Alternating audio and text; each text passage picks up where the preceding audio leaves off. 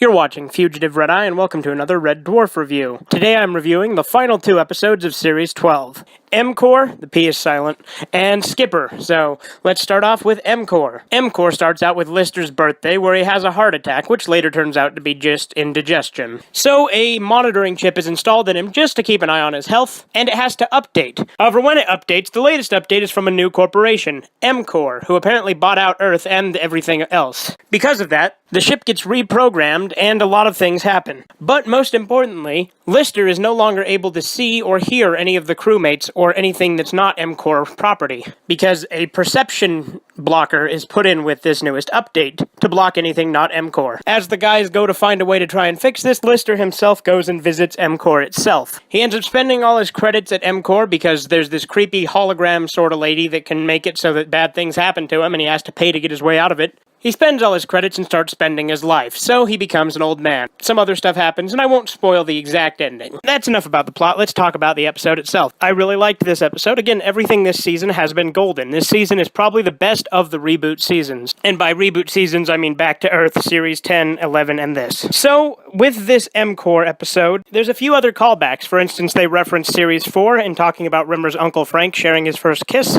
And there's a recreation of the first scene from the first episode of Red Dwarf, the part where Lister's singing to Rimmer. I absolutely loved that they did that. As a whole, I think that this episode is probably my second favorite this series so far. At the time I'm recording this part of the video, I have not yet seen Skipper. That may overtake it. You will see as this video proceeds. But anyway, I'm going to go ahead and watch Skipper and then come back and record my review of it. And now for Skipper. Skipper is the finale for Series 12, and the plot basically revolves around Rimmer getting a device that allows him to skip through different dimensions. I decided to keep the plot a little bit brief on this one just because it's a fairly simple plot. There's a few other things involved where at the beginning there's a problem with the device because of a lesion in space-time that makes it so that the opposite choices they make get played out instead of the choices that they wanted to make, the choices they didn't want to make happen. But really, other than that, most of the plot focuses on Rimmer jumping around throughout different realities. Obviously, this is also the episode where Norman Lovett guest stars as Holly, in one of the alternative universes, a universe where the radiation leak is just happening, however, curiously enough, Rimmer is still a hologram. Other universes he comes across include one where Lister is really sophisticated, but the cat people are actually rat people and still all live aboard the ship. There's one where Lister is captain and is more successful than Rimmer, and they can go back to Earth at any time, because Earth is right there.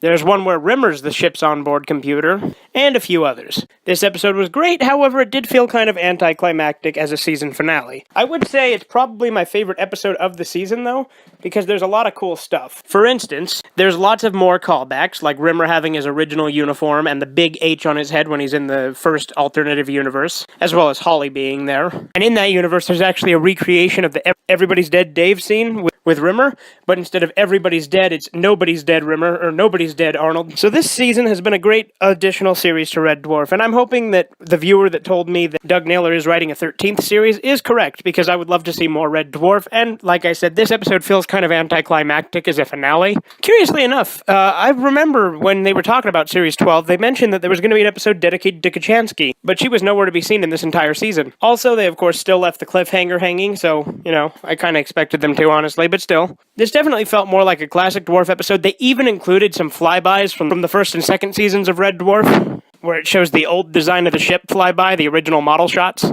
This season, they definitely went for a lot more of a nostalgic callback and having references to older episodes, but I think that worked really well in its favor. They didn't really do that in Series 11, and they certainly didn't do it in Series 10. I mean, they did a little bit here and there, but this definitely went full-on nostalgia. For those of you who may not have seen it, I definitely recommend watching Red Dwarf Series 12. Like I said, in the US, you can watch it on BritBox, which is a paid subscription service, or if you're in the UK, you can watch it for free with ads on UK TV Play. It is completed now, and the DVDs and Blu-rays come out at some point, and I will be getting them, of course. Anyway, this has been Fugitive Red-Eye, and you have a great day.